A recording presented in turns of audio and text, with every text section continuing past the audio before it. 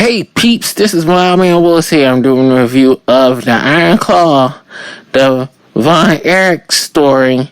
Basically, this is letting you know the history of the wrestling family, the Von Erichs, and all the tragedies that happened with that whole family in professional wrestling, and dealing with fathers' expectations to their sons and how that affects the whole family as well.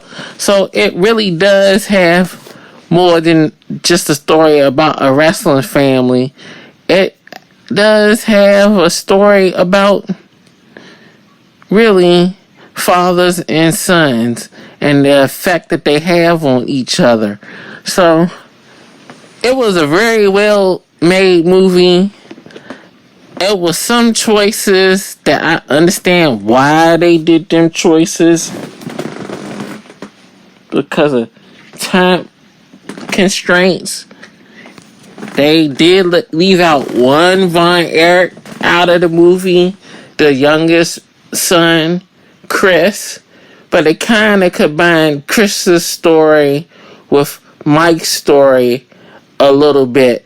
So people that don't know anything about wrestling would not miss that at all.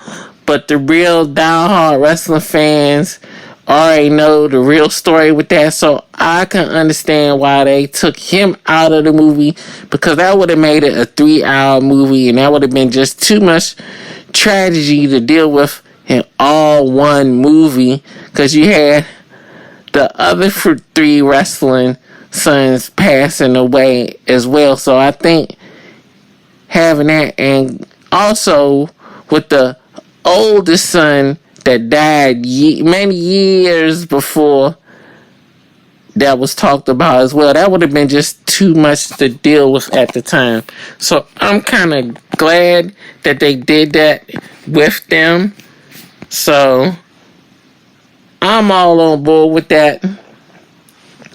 Only thing about the movie was they could have picked a much better person to be Ric Flair. They really messed up with that dude. He couldn't even do the woo right. That sound like he was a dying crow trying to woo on that joint. And the dude that they had play Harley Race, he sounded like him and looked like them. Only thing he didn't have was his white man afro that Harley Race used to rock back in the day. So that was the only thing that they messed up with that joint. They should have put the wig on top of his head for the afro. But all in all the performances was good. I can understand why they had Zac Efron as the lead as Kevin Von Erich, because he pulled it off pretty well.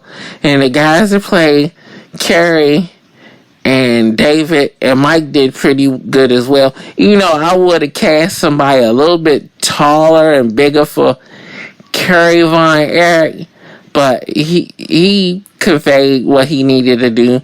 And the guy that played Fritz, he was on point from beginning to end. He even sounds just like Fritz.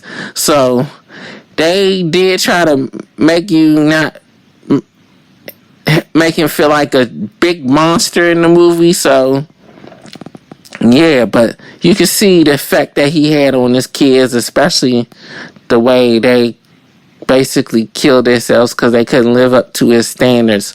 So it's nothing spoiling. That's history. Everybody should know that. But yeah, this was a very good movie, and I think most likely, I don't know if it's not too late for them to get some Oscar odds, but it should.